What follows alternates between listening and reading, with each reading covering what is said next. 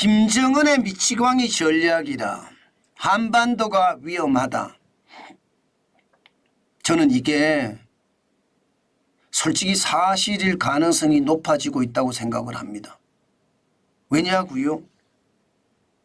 어쨌든 뭐 중국에서는 독재자든 뭐든 1인이잖아. 1인 독재자잖아요. 그런데 이 김정은이 연쇄적으로 대한민국을 향해서 위협하는 수준이 굉장히 강합니다. 작년 31일에는요. 대사변을 준비하고 있다. 대사변이라는 게 뭘까요? 대사변을 준비하고 있다. 이 말은 결국 말입니다. 전쟁에 대한 이야기를 하고 있는 거고요. 2024년 1월 10일에는요. 대한민국은 주적이고 완전 초토화시키겠다.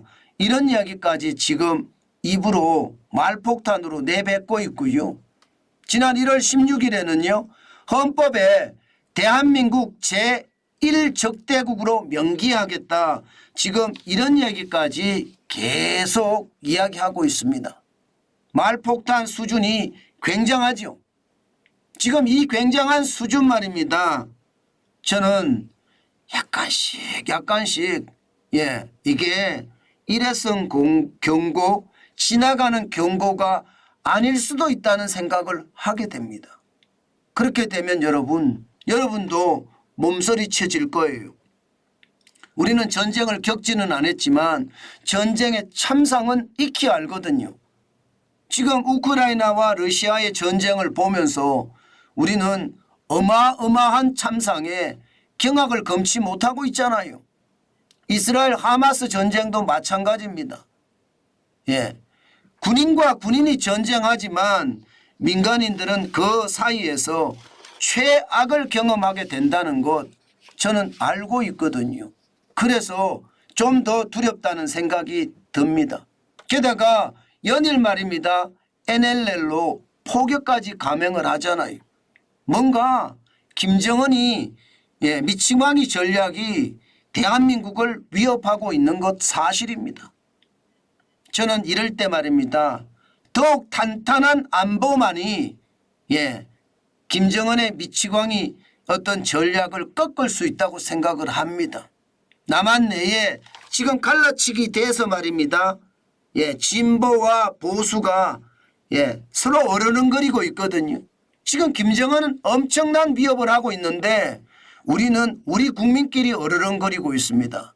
이거 빨리 스스로들 닫아야 됩니다. 북한이 저렇게 위협하고 있는데 계속 적대시할 이유는 없지요. 대한민국은 우파 또 진보 그런 대한민국의 여러 사람들이 만든 나라입니다. 그렇기 때문에 갈라치기에 지금 정신 팔려 있을 때가 아니라는 뜻이에요. 물론 좌파들의 준동은 국가가 막아야 되겠죠. 대한민국은 좌파가 있으면 저는 안 된다고 생각을 하거든요. 그 정도로 말입니다. 상황은 점점 악화되고 있습니다. 김정은은 또 말입니다. 자기 할아버지나 자기 아버지가 했던 대남 교류기구 3곳도 폐지했습니다.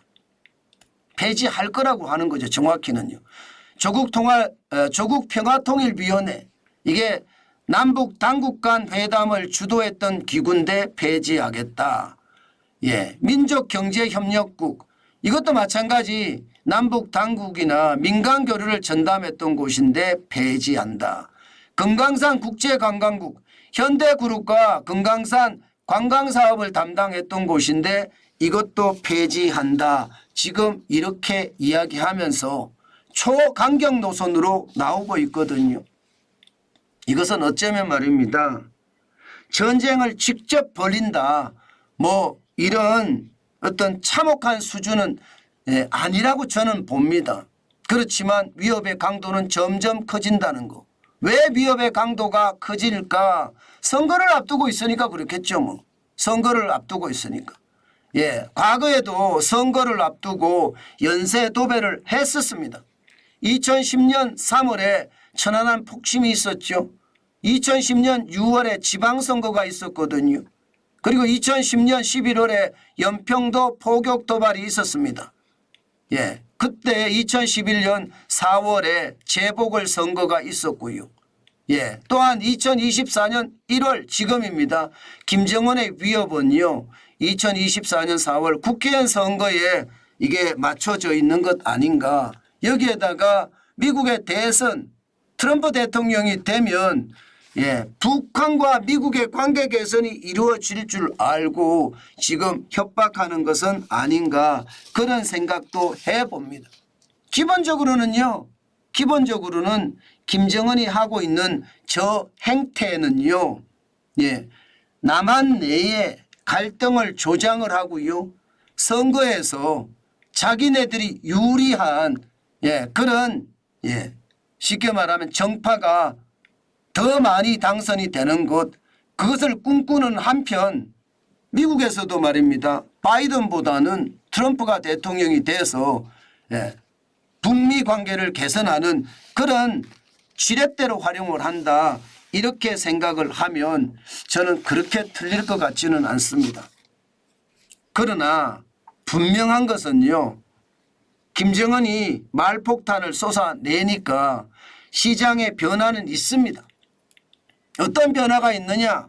쉽게 말하면 온건파들이 변하고 있어요. 예, 한미의 온건파들이 불안감을 실제로 확대 생산이 되고 있습니다. 예, 미국의 전략국제연구소 2023년 1월 보고서에 보면 한반도에 군사행동이 일어난다. 이게 나오고요. 물론 중국이 대만을 침공했을 때 김정은이 시진핑을 지원하기 위해서 한반도에서도 군사행동이 일어날 거다. 이렇게 지금 보는 보고서가 실제로 나왔었고요. 최근에는 로버트 칼루치 전미 북핵 대사 말입니다. 전미 북핵 대사가 동북아 핵전쟁에 대한 이야기를 하고 있습니다. 그만큼 북한의 핵탄두가 50에서 60도나 되는데요. 여기에 대한 두려움을 말하고 있고요. 또 지금 프리터 해커 교수는요. 미국의 미들베리 국제연구소 박사님인데 이분도 한반도에 대한 전쟁 이야기를 계속 꺼내고 있습니다. 결국은 김정은이 이야기하는 불안감을 조성하고 불안감이 확대되는 것은 지금 말폭탄이 성공하는 듯 보입니다. 그렇지만 여러분 짖는 개는 물지 않는다는 이야기처럼 김정은이 말폭탄으로 지금 남한 내에 어떤 전쟁을 불러일으킬 거다 이렇게 생각하지는 않습니다. 그러나 국지적인 도발은 항상 말입니다. 있었거든요. 선거를 앞두고 연평도에 포격 도발을 한 것은요. 진짜 엄청났고요. 천안함을 폭침시킨 것도 엄청났습니다. 지금 2024년 4월 국회의원 선거를 앞두고 북한의 어떤 도발과 국제적인 위협이 당연히 있을 수 있다고 생각을 합니다. 지금 그만큼 김정은이는요. 미치광이처럼 전략을 쓰고 있고요. 그 미치광이 전략에 우리는 넘어가지 않기 위해서라도 국방을 더욱 튼튼히 하고요. 국방에서 북한의 어떤 전쟁 억지력을 충분히 가질 수 있다는 것을 보여줘야 합니다. 그렇지 않고 말입니다. 김정은이 말폭탄을 그냥 우습게 받아 넘기다가는요. 오히려 말입니다. 더 큰 코를 다칠 수 있다는 것 반드시 생각을 해야 합니다. 김정은은 솔직히 어디로 튈지 모릅니다. 고모부도 고사총으로 쏴서 죽였을 정도니까 얼마나 잔인한 사람입니까? 그런 잔인한 사람이 결국 말입니다. 남한의 전쟁을 일으키는 것도 저는 그렇게 어렵지 않을 거라고 생각을 합니다. 그렇기 때문에 우리가 강하다는 것을 보여줘야 되고요. 그렇지 않으면 우리도 오히려 김정은이 말폭탄 노름에 넘어갈 수 있다는 것 반드시 알아야 되고요. 남한 내에 지금 갈라치기가 굉장히 심하게 되는데 이런 부분도 말입니다. 우리 스스로 김정은에 대한 어떤 어떤 경계감을 잔뜩 가지고 준비하는 것도 저는 굉장히 중요한 요소라고 생각을 합니다. 나라가 어려울 때는 여야가 없습니다. 진보나 보수가 없습니다.